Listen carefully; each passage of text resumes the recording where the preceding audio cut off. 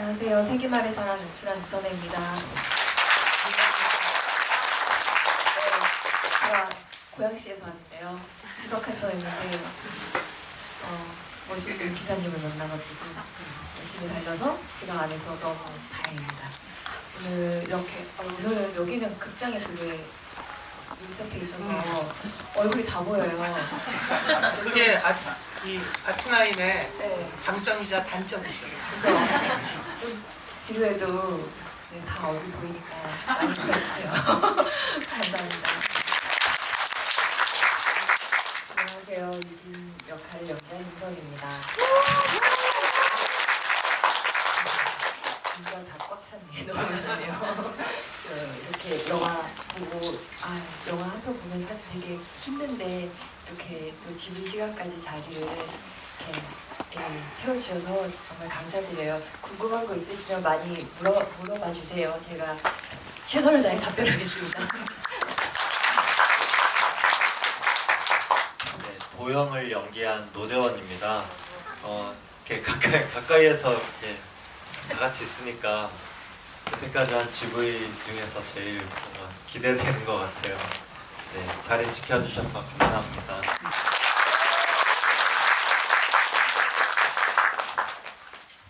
예, 오늘 객석의 질문은 오픈 톡방으로 하게 돼 있어요. 그래서 저기로 들어오시면 되고요. 제가 뭔가 이렇게 진심으로 부탁을 드리자면 모더레이터가 50대 후반이라는 것을 잊지 마시고 질문 10개를 우다다닥 쓴다고 하시면 저는 그분의 질문만 받고 끝나요. 즉 양심상 각각 질문은 한 개씩만. 그래서 보다 많은 분들의 질문을 받고 싶으니까. 그리고 제발 쓸데없는 것 좀 여기다 뭐 쓰지 말고 너무 좋아요 이런 거. 네. 여러분은 즐거움이겠지만 저에겐 노동이 됩니다. 무슨 말씀인지 아시겠죠? 네, 우리 여러분도 왜 손 들고 질문할 때 질문 굉장히 길게 하고 막 자기가 질문하고 자기가 답하는 사람들 보면 되게 화나잖아요. 네, 한방이라고 안 그럴까요?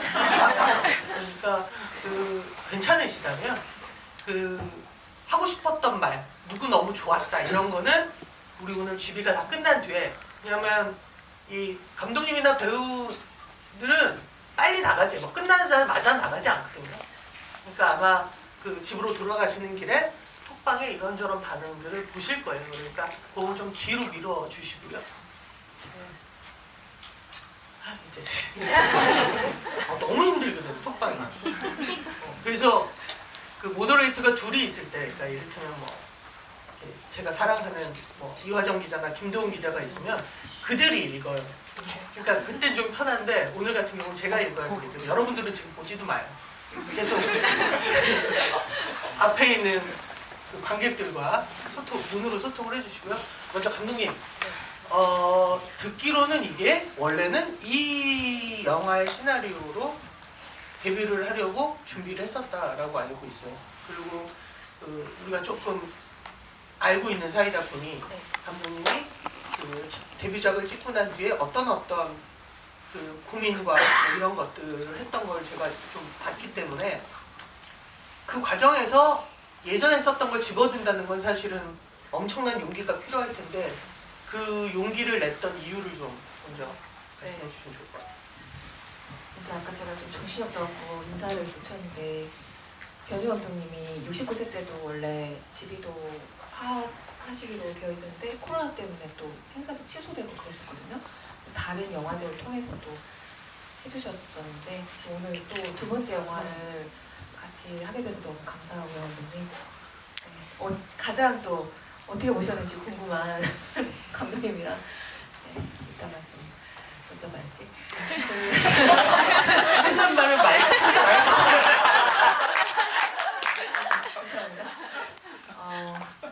질문, 첫 작품을 만들고 나서 그래도 작은 영화였지만 시나리오들이 좀 들어오긴 했었어요. 근데 그래서 사실 후반 작업부터 계속 너 지금부터 들어오는 거 꼼꼼히 봐가지고 빨리 만들어야 된다, 두 번째 거를. 안 그러면은 또 뭐 몇 년 흘러가면 한 작품 만들고 사라지는 사람이 된다. 막 그래서 제 마음이 조급해졌죠. 저는 가만히 있었는데.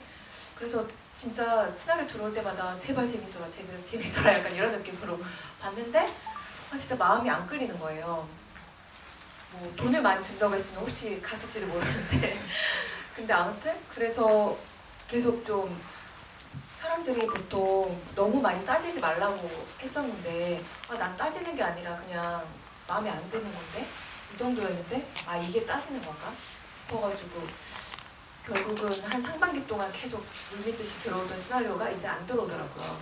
그래서 그래, 그럼 이제 아무도 안 찾으니까 내 거를 열어볼까? 하고선 열어봤는데 일단은 이게 가장 먼저 생각이 났죠. 세기말의 사람이. 그때는 제목도 다 바뀌었었는데 달랐었는데 그때는 제목이 뭐였어요? 왜냐면 그때는 1999년이 아니라 2012년이 배경이니까 네. 그때 제목은 뭐였어요? 그때는 예쁜 아니고요. 이쁜 여자였어요. 이쁜 여자? 네. 네,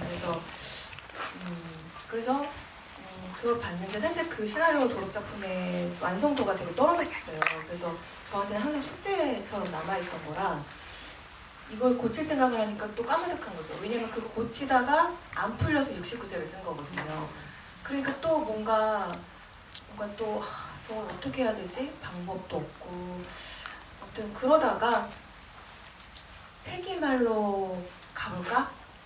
가 어떻게 보면 좀 이 이야기를 풀어가는 데 큰 도움이 됐던 것 같아요.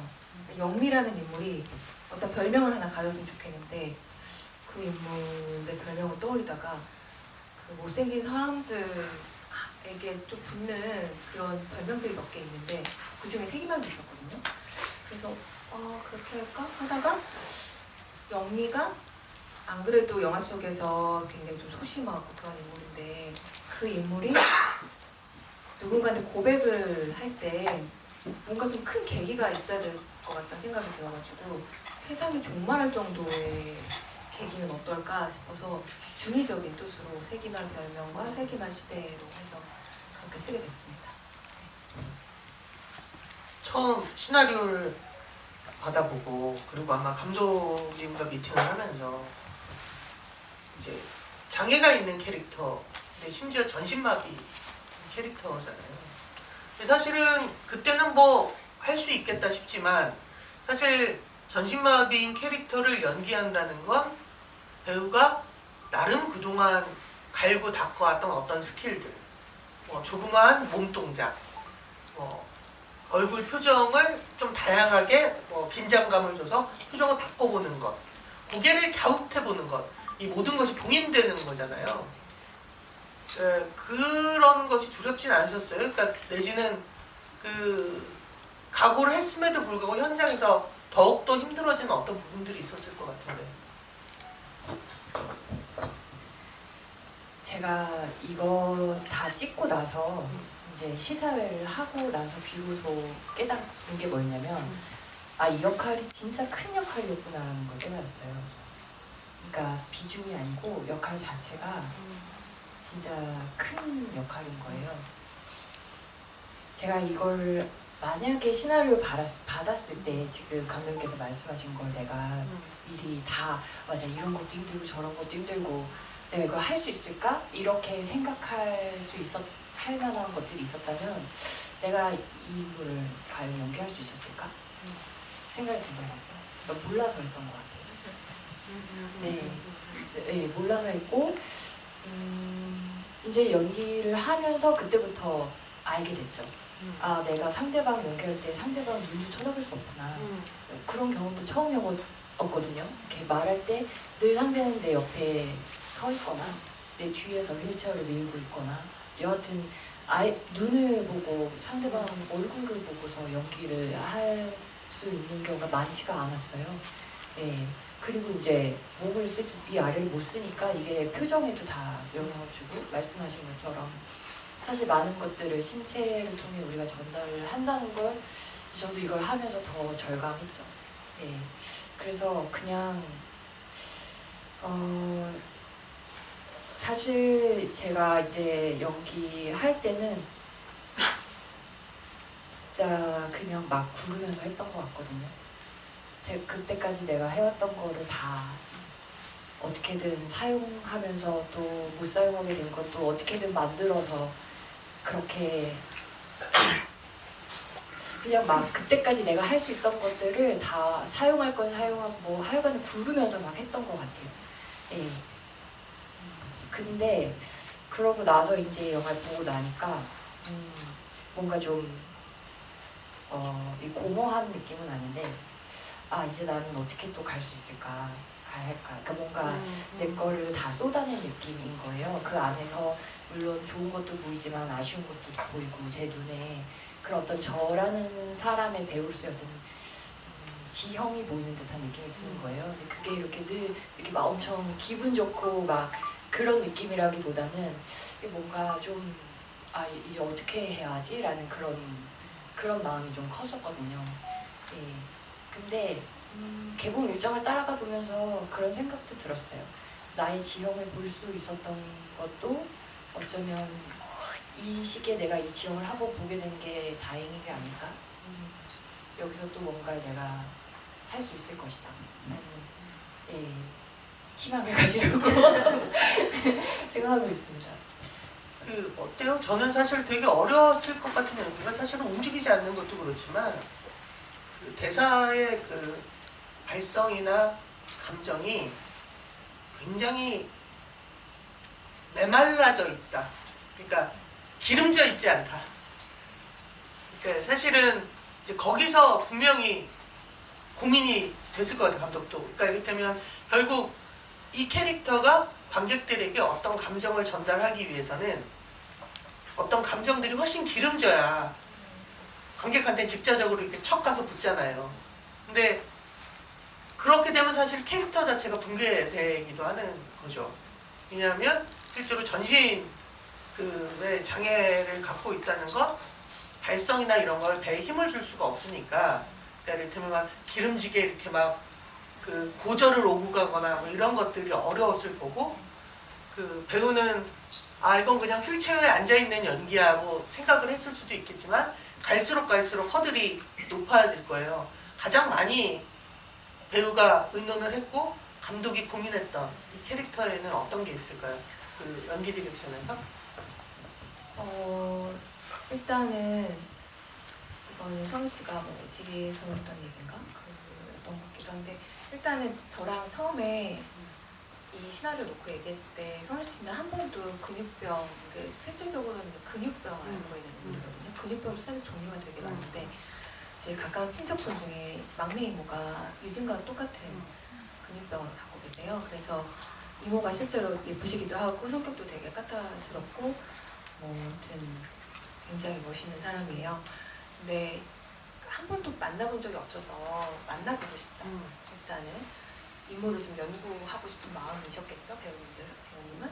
그래서 만났는데 오히려 만나고 나서 이모, 우리가 생각한 저야 뭐 이모를 가끔 바꾸긴 했지만 그냥 장애를 가지고 있을 뿐이지 그냥 이모 그냥 그 자체였던 거죠. 그냥 뭐 나름 취향도 있고 그냥 되게 밝고 또 우리 온다고 아무튼 되게 예쁘게 치장을 하고 계셨어요. 근데 그때 이제 선수 씨가 했던 말이 아 내가 이 영화에서 표현을 해야 될 게 과연 장애인가? 유진이라는 인물 내가 선수 씨가 한 말을 제가 하려니까 되게 느낌이 안 오네요.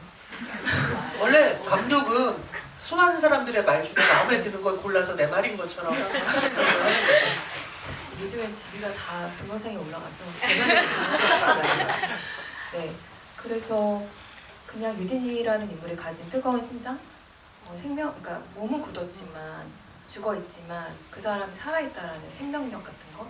저희 이모가 실제로 좀 그런 인물이기도 했고 본인이 이렇게 물 줄 수도 없는데 그렇게 다육이를 키우세요. 솔직히 관상용이잖아요. 아무튼 엄청 깔끔 떨어지시고 네, 그러시는데 그러니까 그걸 보면서 오히려 좀 더 마음이 놓이셨던 것 같아요, 선우 씨가. 그러면서 물리적으로 이제 몸을 움직여야 되는, 그러니까 움직이지 말아야 되는 부분에 있어서는 그런 말씀을 또 하셨었어요. 그러니까 그러니까 저랑 친한 감독님이랑 이렇게 또 선우 씨 아는 감독님이랑 같이 이야기를 나눴을 때, 그러니까 선우 씨는, 제가 본 선우 씨는 정말 카메라 안에서 밖에서 정말 성실하고 시나리오 분석도 정말 잘하시고, 그러니까 정말 되게 태도가 좋으신 배우인데 좀 요령을 부릴 수도 있잖아요. 이렇게 앉아있지만 안 움직이는 척하면서 조금 더 요령도 부릴 수 있는데 정말 요령이란 요령을 없이 못 움직인다고 생각하는 상태에서 이 딕션을 하려면 얼마나 힘들겠어요. 그거를 그냥 정말 고지고대로 하셨던 거죠. 그러니까 이제 끝나고 한 2, 3개월을 재활을 하셨어요. 이게 몸이 쓰던 근육을 안 쓰고 막 이랬으니까. 그래서 저는 사실 그것까지는 알지 못했죠. 그래서 나중에 너무 좀 미안하기도 했는데, 그래서 저도 장애가 있기 때문에 이렇다라는 걸 정확하게 제시할 수는 없었어요. 다만 이제 이모가 가진 어떤 장애를 제가 좀 알고는 있으니까 실제로 뭐 어떻다 얘기를 했었는데, 이건 조금 재미있는 에피소드인데, 저는 이모가 그냥 얘기하지. 재밌게. 헛다야. 저는 타이밍인데, 그래서 저 이모가 진짜 인형처럼 아무것도 못 움직이는 줄 알았어요. 물론 차차 태아된 것 같거든요. 얘네는 리모컨 정도 누를 수 있었고, 뭐 약간 이렇게 움직일 수 있었는데, 그렇게만 말했거든요, 제가 선우 씨한테. 근데 이모가 이렇게 휠체어에 앉아있어서 저희 오는데 이렇게 딱 우리를 기다리고 있더라고요. 근데 뭐 얘기하다가 갑자기 발을 번쩍 이렇게 하시는 거예요. 저 깜짝 놀란 거예요. 그러니까 아직 남아있는 그 근육의 힘으로 그러니까 몸을 이렇게 움찔을 했던 거죠. 그래서 선우 씨가 그 유진이 그 분장실에서 어떻게 움직였을까? 이게 어떤 식으로 몸을 할 수가 있었다는 걸 거기서 이제 영감을 받았던 거죠. 그래서 아무튼 저도 모르는 게 많았던 거죠. 그래서 그거를 같이 이야기하고 하면서 저 나간 거지. 내가 저보다 더 큰 소리로 웃으시더라고요. 제가 네, 아니 그 이모가 부모님이 저보다 더 큰 소리도 있고 맞아. 꼿꼿하게 앉아 계시고, 이게 뭔가 물론 뭐 이 장애를 가진 분은 어떨 것이다라는 게 제 안에도 막연히 있었다는 걸 그때 깨달았어요. 예. 저는 이 영화에서 구도영이라는 인물에 대해선 학교 다닐 때 별명이 구석기라는 거 외에는 아는 게 없어요. 그러니까 사실은 히스토리가 존재하지 않는 캐릭터죠. 근데 이 히스토리가 존재하지 않는 캐릭터는 이 영화에 나오는 두 명의 인물, 영미와 유진이가 가장 결정적으로 자기의 감정을 흔들었던 어떤 순간에 반드시 나와요.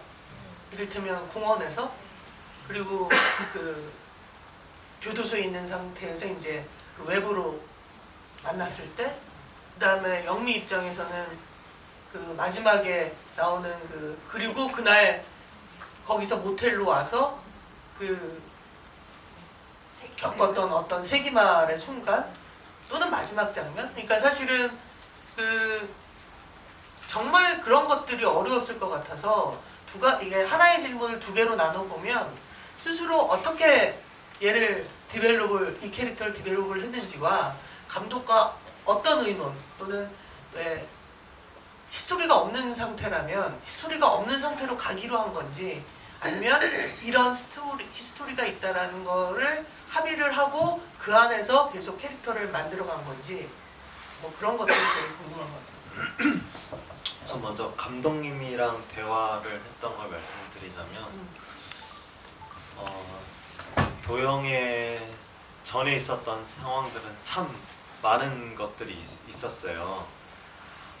유진과 어떻게 만나게 됐고, 준이와 어떤 관계였고, 그러다가 어떻게 공금횡령을 하기까지의 그런 모든 것들을 감독님과 많은 대화를 나눴는데, 중요한 건 이제 노재원 입장에서 그 도영의 선택들이 처음엔 잘 이해가 가지 않았어요. 왜 내가 갔네 하면서 공금횡령을 해야 하지? 부터 시작해서 내가 어떻게 하면, 그러니까 도영이란 인물의 전사는 많았지만 그걸 제가 연기하기에 뭐 내가 어떻게 하면 내 스스로 이걸 납득하고 연기를 할 수 내가 진솔하게 할 수 있을까를 이제 고민했던 것 같은데 그게 첫 번째 질문으로 답변 드리자면 제가 연기가 너무 이해가 안 갈 때 저희 어머니한테 엄마한테 한번 물어볼 때가 있어요.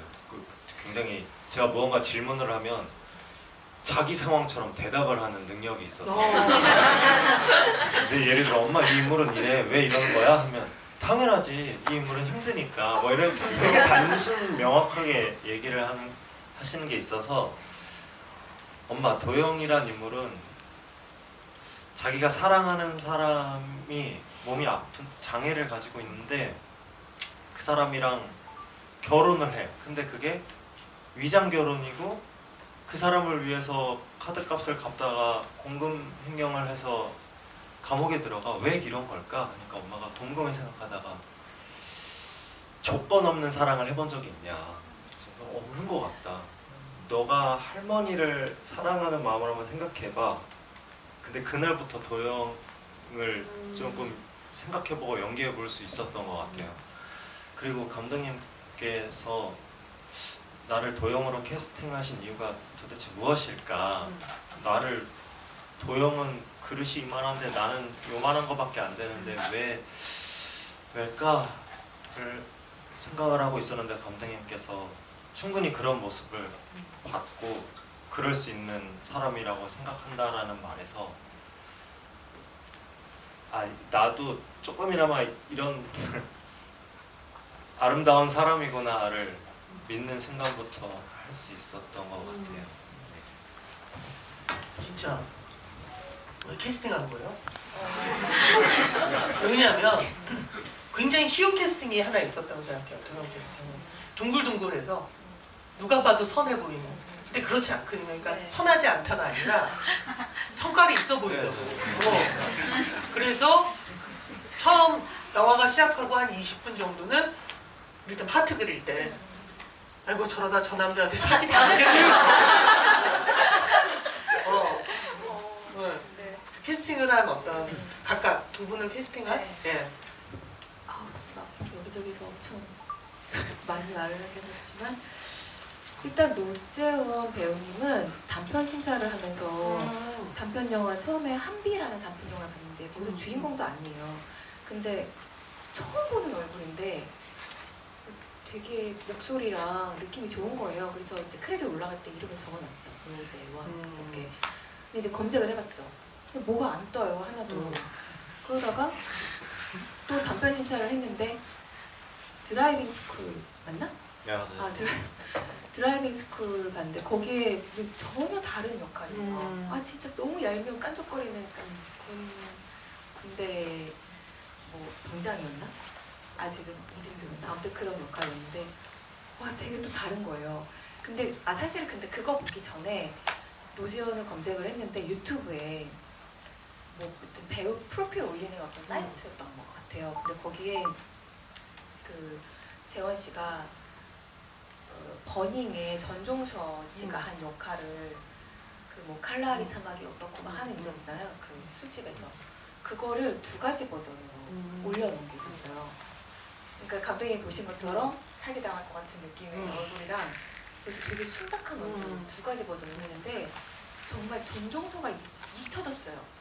그게 버닝이라고 생각도 못할 정도로 그 화이트 버전에 여기 제가 재원 씨의 얼굴에서 제일 좋아하는 부분이 뭐냐면 이 치아거든요. 치아가 보는데 잘생김이라기보다는 약간 그러니까 만약에 소속사에서 어디 성형을 한번 할래 그러면은 왠지 치아를 좀 넣을 것 같은 느낌. 저는 재원 씨의 치아가 되게 순박하게 느껴졌어요. 그러니까 웃을 때. 근데 그 화이트 버전에서 막 말하면서 웃으면서 대사를 하는데 도영이네? 그냥 바로 단박에. 그래서 이제 뭐 엄청 덕질이 시작됐죠. 인스타 팔로우도 하고 연락처도 어떻게 알아내가지고 이제 통화하게 되고. 굉장히 이상한 방식으로. 그게 아니라 사실은요 그냥 저 혼자 팔로우한 거잖아요. 네. 두 사람이 제일 알 수 없잖아요. 근데 나 이제 김달기 감독님, 김주현 친한 감독님들하고 나 다음 영화 이 배우를 캐스팅한 건데 용기 좀 봐줘. 그래서 그때 유튜브 링크를 막 보내줬어요. 잘한다 막 이렇게 됐어. 근데 담비 감독님이 재원이네? 그러는 거예요. 아시는 거예요. 그래서 그냥 단편 영화에 잠깐 출연했었대요. 그래서 바로 전화를 하는 거예요. 재원아 이러는 거예요. 그것도 웃겼어. 나는 담비 감독님이 더 동생처럼 느껴졌는데 재원아. 거기서 담비 감독은 남매 여름방. 네. 그래서 통화를 했는데 근데 그때는 공수표 날릴 수도 있잖아요. 영화가 안 들어갈 수도 있는데. 그럴 때 일단 인감이라도 어떻게 하나. 그래서 제가 준비한 촬영가 있는데 나중에 다 완고가 돼서 한번 꼭 보여드리고 싶다, 같이 하고 싶다 했더니 감사하다고 해서 그 다음에 이제 재원 씨도 저를 마파를 하시고 그래서 이제 여기 소속사 대표님이 또 저랑 또 약간의 친분이 있어요. 그래서 이제 PD님은 그쪽으로 연결하고 하셨고 저는 이제 재원 씨한테 드디어 나왔다. 책을 한 1년 후였나? 그래서 이제 전달을 정식으로 드렸죠. 소속사 통해서. 선우 배우는? 선우 씨는 순서로 보자면은 유영 씨가 가장 먼저 됐어요. 근데 이제 그거는 좀 일부러 그랬어요. 영미를 캐스팅하고 나서 좀 반대 이미지를 하고 싶다. 그렇죠. 그래서 유영 씨가 되고 나서 물론 이제 제가 그 전에도 선우 씨도 역시나 이제 저 독립영화를 단편을 너무 많이 보니까 약간 제 생각에는 독립영화 풀에서 이런 마스크는 좀 없는 거예요. 이게 뭐냐면 사실 제 스타일이거든요. 제가 약간 좀 이렇게 선이 가는 무슨 모든 캐스팅은 플라팅해야 그렇지 않나요? 전혀요. 저도 돈도 못 받고 일하는데 제 사실도 좀 태워가면서 영화를 만나보고 싶었죠. 그래서 역시나 이제 책을 이제 준비해서 드렸고 유영 씨가 캐스팅 됐지만 유영 씨가 아니더라도 사실 선우 씨를 너무 하고 싶었는데 다행히 유영 씨가 또 너무 다른 느낌인 거예요. 그래서 그렇죠. 딱 맞아 떨어졌다 해서 바로 이제 책을 드렸었고 근데 또 흔쾌히 같이 하자고 하셔가지고 근데 그 초기 감독님이 친하세요. 우라카이 하루키라는 단편을 같이 하셨잖아요. 근데 선우 씨가 캐스팅 됐다니까 아유 우리 선우 어떡한 그 포션이 저기 이렇게 그 좋은데 흉내내면서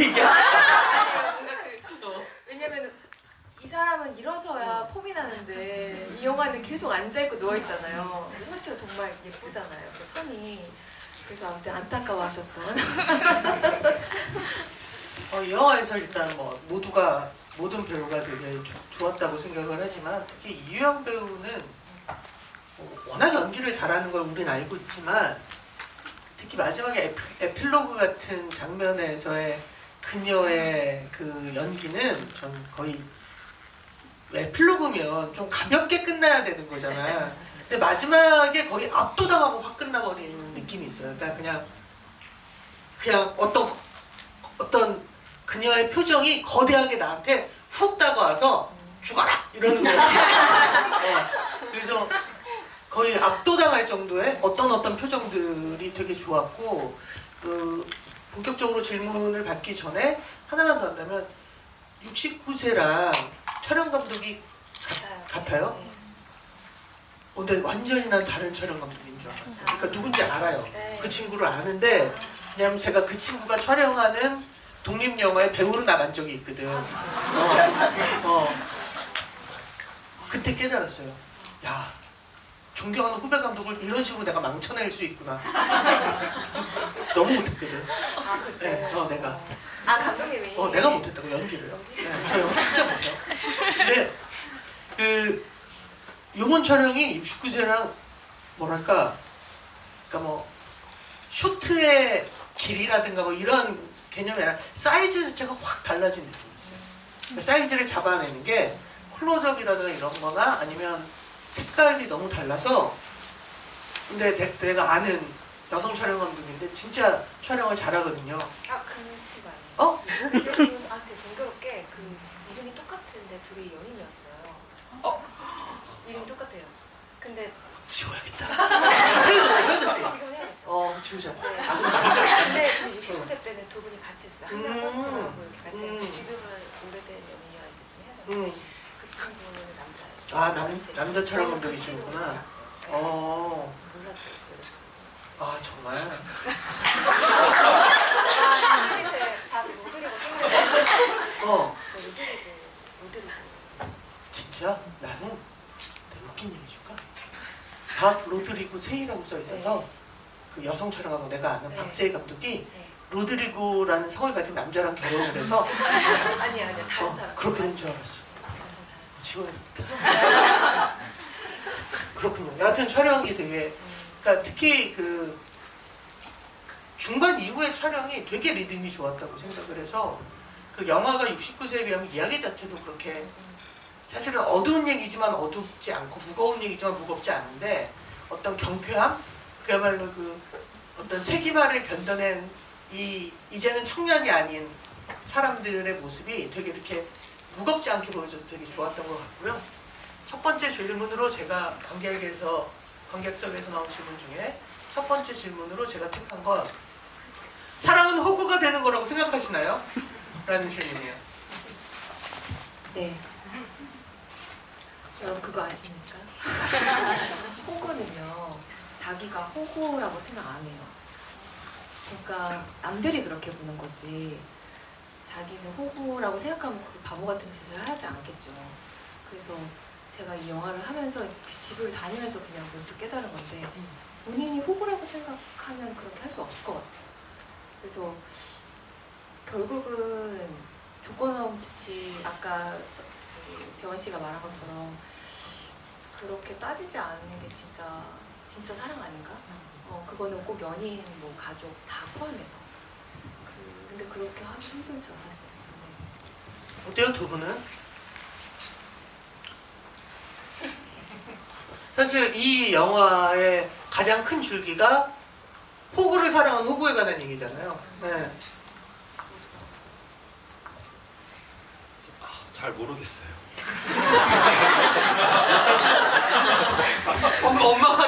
엄마가 단순하게 확 얘기했다며. 혼자 어, 조건 없는 사랑을 해본 적이 있냐고. 호구.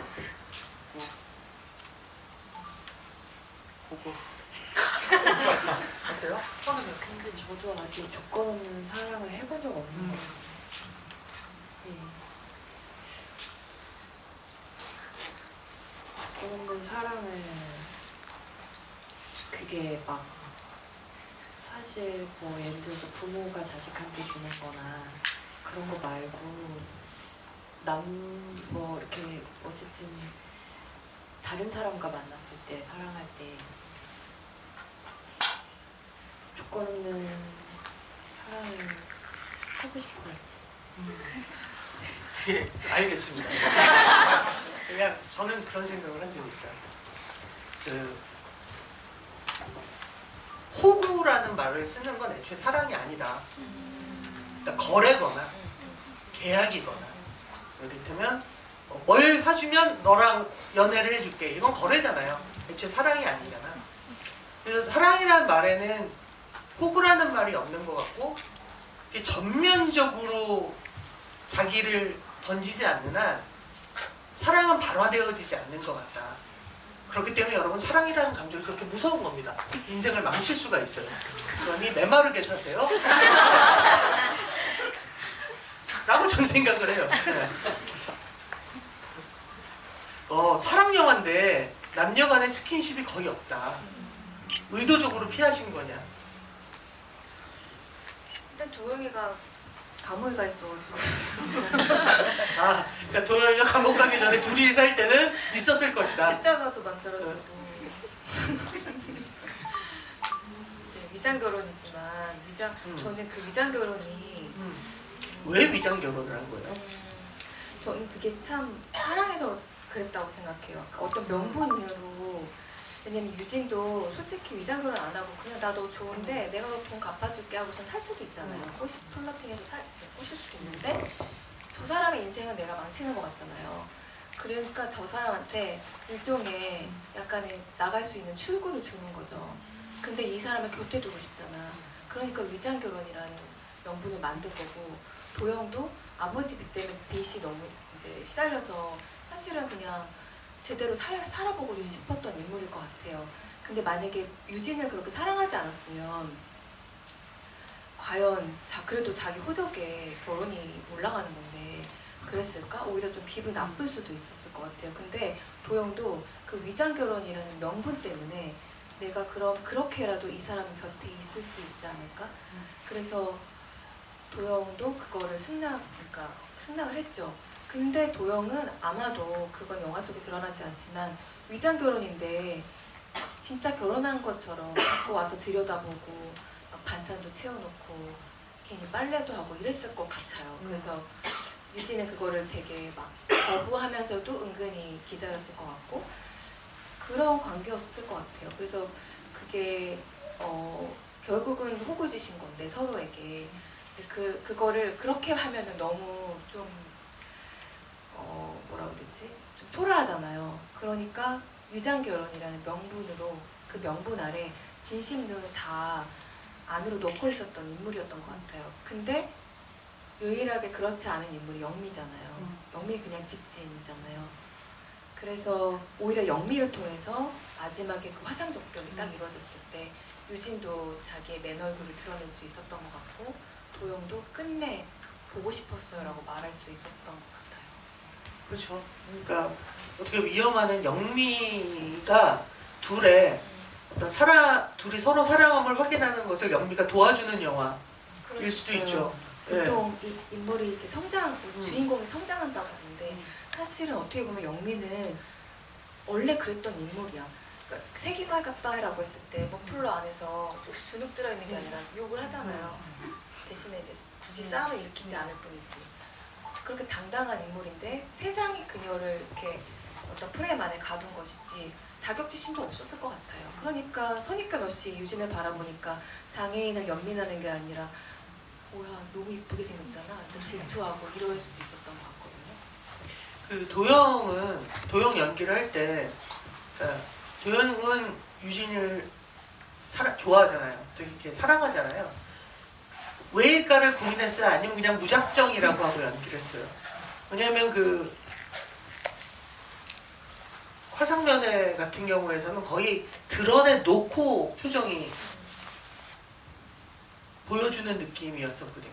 감정을.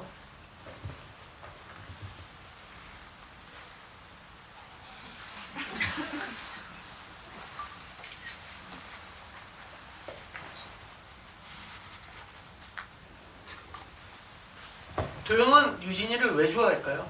왜 사랑할까요?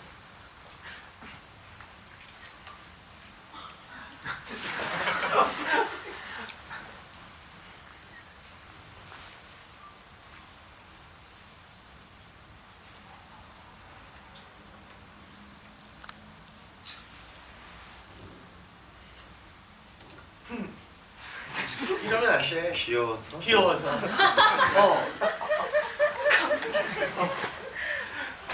난 그 생각했는데 도영이는 유진이를 이쁘고 안전해서 사랑했을 것 같아. 안전. 사고 치러 다니지 못하잖아. 이뻐서 막 다른. 그러니까 이쁘기도 하고 그리고 우리가 알고 있는 어떤 전자가 있잖아. 그 집안의 가족이 사고를 많이 쳐서 이 친구가 모든 걸 감당해야 했잖아. 그녀는 집 안에서 행패를 부릴 수는 있어도 집 밖으로 나가서 사고를 치고 오지 못한단 말이야. 심지어 인터넷을 이용해서도 사고를 못 쳐요. 거기까지 가지를 못해. 나는 그것이 엄청난 정서적 안정감으로 다가왔을 것 같다는 생각을 했어요. 그러니까 그녀는 내가 진심으로 사랑을 한다면 안전할 것이다 라고 생각을 하고 그리고 함께 둘이 결혼을 하게 되는 순간 사실은 그 긍정적이든 부정적이든 유진이 옆에 붙어있는 애들 있잖아. 그런 사람들이 격리되어질 수 있다면 안전해질 수 있을 것이다 라고 생각했을 것 같거든요. 근데 그러니까 재원 씨가 긴 고민 끝에 귀여워서라고 말한 거는 너무 좋은 것 같아요. 사실 누구한테 사랑에 빠질 때는 그냥 결국은 외모로 일단 아니지. 그렇지만 꼭 그렇게 이쁘고 착해서라고 그러지. 착한 걸 어떻게 알아서? 근데 이쁘고 그럼 너무 그러니까 얄팍해 보이니까 꼭 물고기 착해서라 그래요. 네. 근데 제가 하나 말씀드리면 뭐 저희 지난번에 그 집이하고 저촐하게 이제 잠깐 술을 마셨는데 그러더라고요. 아무래도 분량이 적잖아요. 그리고 같이 붙어있는 씬이 별로 없으니까. 근데 재환 씨가 도영이를 이 영화를 보면서 도영이를 더 이해하게 됐대요.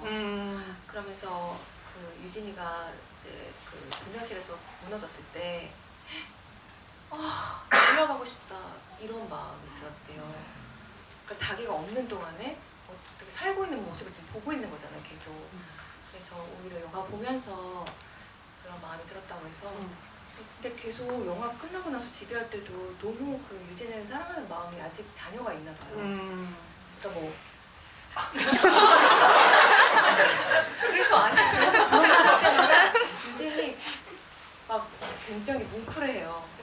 막 이러고 막 그래서 막 그때 어떤 질문에서 끝나고 영화가 끝나면 도영이는 뭘 할까 했을 때 유진이랑 일단 대관람 비슷할 거라고 그랬어요. 제가 처음으로 이 영화를 봤을 때 저는 아무래도 틈틈이 나오는 인물이다 보니까 영화를 관람하게 됐던 것 같아요.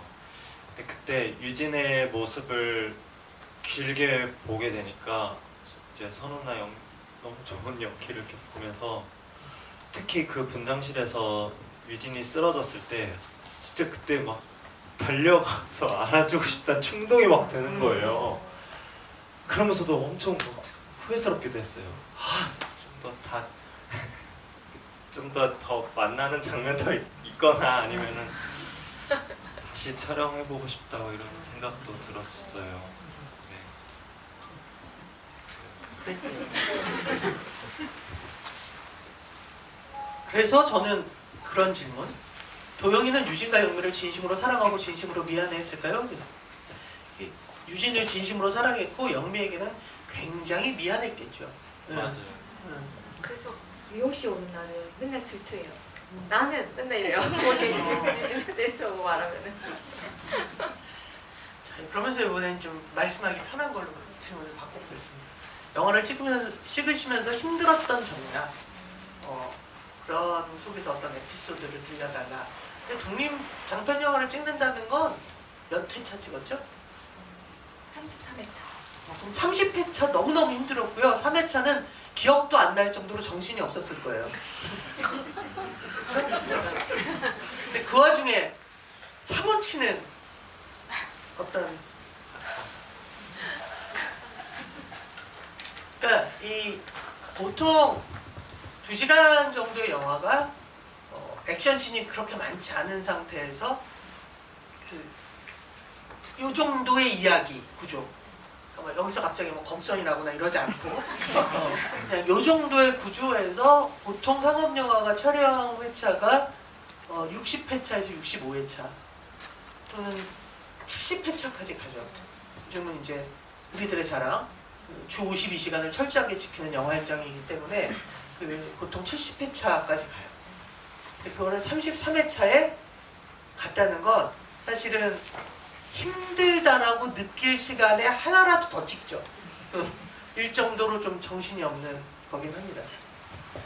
그러니까 진짜 힘들었겠죠. 근데 현장에서는 좀 힘든 거를 좀 모르는 것 같아요. 심지어 배도 안 고파요. 그래서 또 먹으면은 소화가 안 돼서 잘 안 먹는 편인데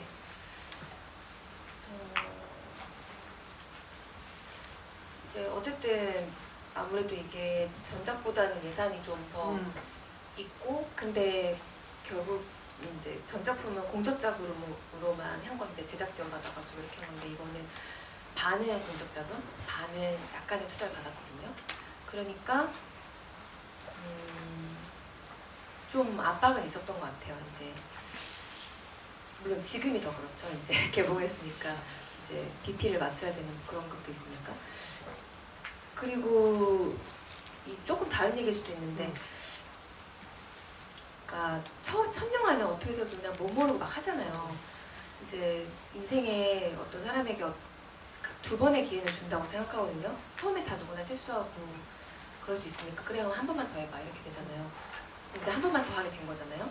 근데 그러면 이제 여기서 실패하면 여기서 어떤 쓴 평가를 받으면 다시 기회가 없을 거라는 생각을 하거든요. 그래서 그거에 대한 이제 압박이 있었던 것 같아요. 그래서 저도 몰랐는데 오히려 끝나고 나서 좀 번아웃이 와가지고 이제 물론 이제 그 다음에 상반기 때는 후반 작업하느냐고 잘 몰랐었는데 그 끝물쯤에 이제 이제 뭐 유행인 요즘에 힙하게 유행인 공황도 오고 마음의 병이 와서 약과 상담을 잘 받고 있어요. 근데 저조차도 그거를 잘 몰랐는데 아 그걸 그냥 모른 채 하고 있었구나 그런 생각이 들더라고요. 근데 현장에서는 사실 딱히 지금 떠오르는 건 없어요. 두 분은 그런 질문이 있었는데 가장 힘들었던 촬영? 아 이거는 뭐 사실은 독립장편이기 때문에 NG가 많을 수도 없잖아요. 테이크를 여러 개 가지도 못할 거고 그러면서 되게 힘들었던 어떤 씬? 어떤 숏? 있을까요? 씬이 아니어도 돼요. 그보다 훨씬 한 씬 안에서도 힘든 쇼트가 있고 좀 덜 힘든 게 있잖아요.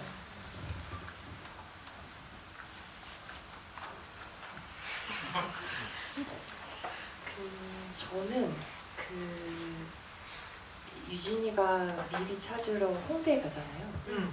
홍대 그 장면을 이렇게 나눠서 찍었거든요. 미리를 만나서 막 뭐라고 하는 거를 첫날 찍었어요. 제일 첫날.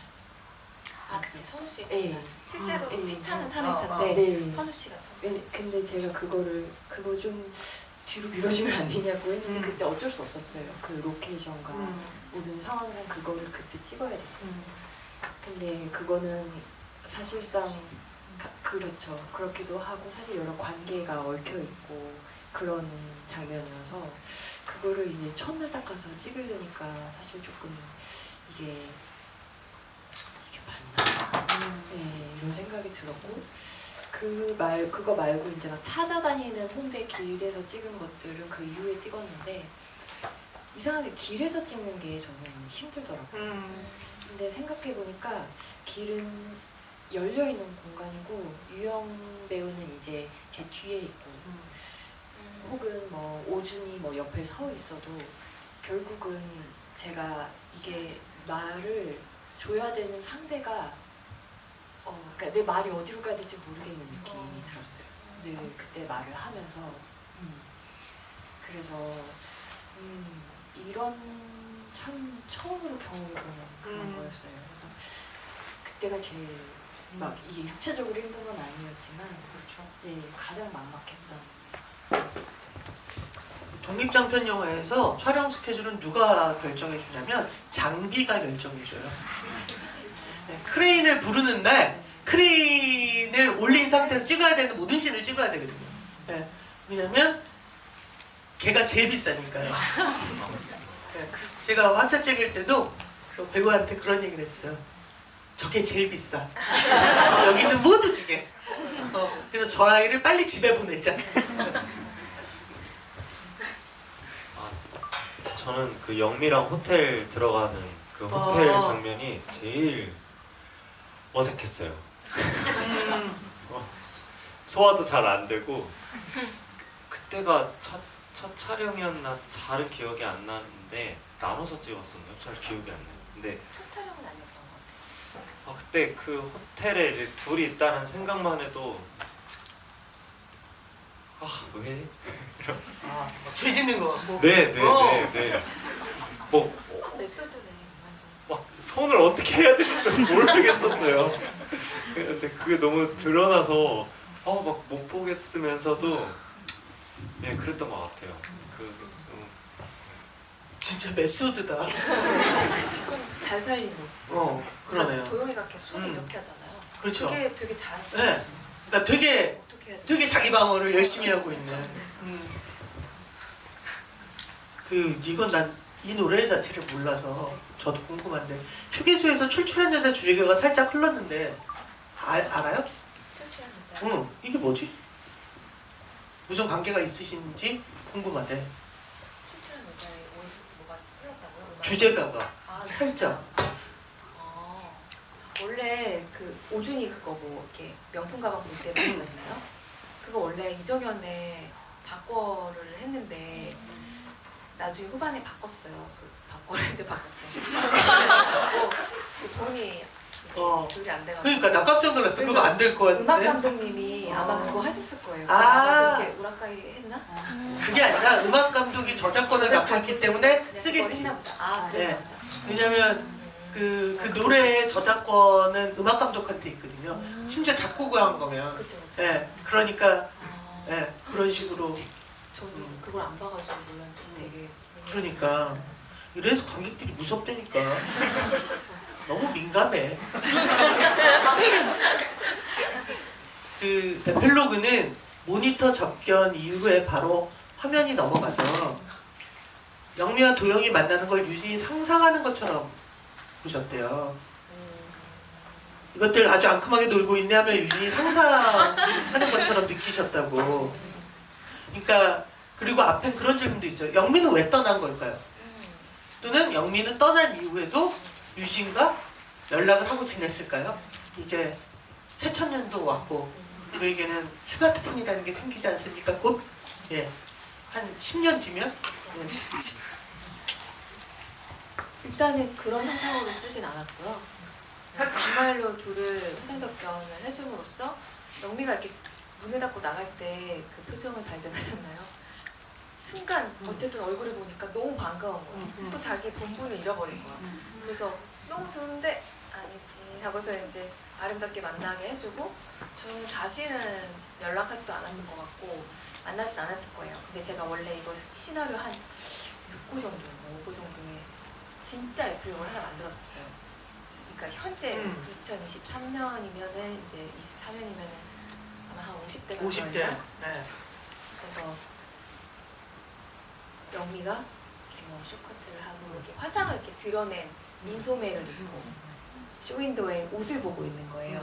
근데 그 안에 휠체어를 끄는 젊은 남자애가 뭐 이렇게 누구 옷을 해주고 있는데 그게 유진인 거죠. 그러니까 영미가 먼저 알아봤어. 근데 영미가 근데 그거 보고서 그냥 또 무슨 포구 하나 후리고 있나 보다. 근데 아마도 뭐 미리가 낳은 애일 수도 있죠. 손자일 수도 있죠. 근데 아무튼 그런 느낌이었다가 그냥 뭐 굳이 아는 척하지 않고 이렇게 선글라스 딱 끼고 마치 그 있잖아요. 클로저 영화 있죠. 마지막에 니콜 키드만이 막 이렇게 걸어가는 장면처럼 영미가 막 걸어가는데 그때 뒤늦게 유진이 거기서 이제 나오면서 문득 얘도 알아본 거죠. 제가 걔인 것 같다. 근데 굳이 아는 척하지 않고 각자의 반대 방향으로 이렇게 가는 모습을 했었는데 뭔가 너무 좀 활력 영화 같고 그래서 뺐어요. 예산도 문제고 분장도 애매하고 그죠? 네. 그 나머지 그러니까 이제 마지막 질문을 이런 걸로 되죠. 두 분은 이제 이 영화의 에필로그 시점에 어떤 상태였을 거라고 생각을 했어요.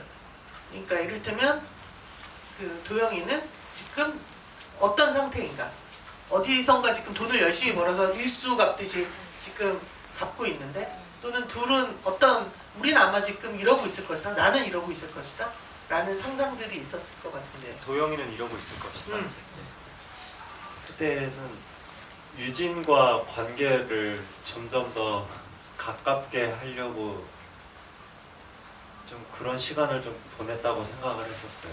더 유진을 더 바라보고 이혼해야지 막 이런 말들은 했었지만 최대한 그 반대의 상황이 되지 않았을까라는 상상을 하면서 연기를 했었어요.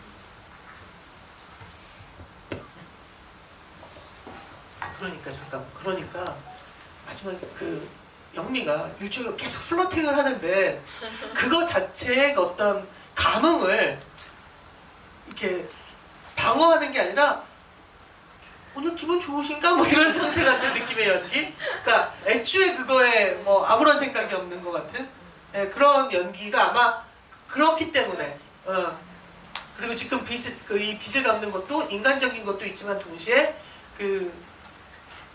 보다 그녀에게 더 충실하기 위해서라는 감정도 있었을 거야. 그러니까 되게 갑자기 이 영화 전체에서 가장 건실한 상태로 나오잖아요. 근데 그건 아마 그런 것 때문이었을 것 같아요. 아 이런 상태이다라고 했기 때문에 그런 게 되게 그 모텔에서 이러고 있었던 것처럼 저도 그 디테일이 되게 좋았거든요.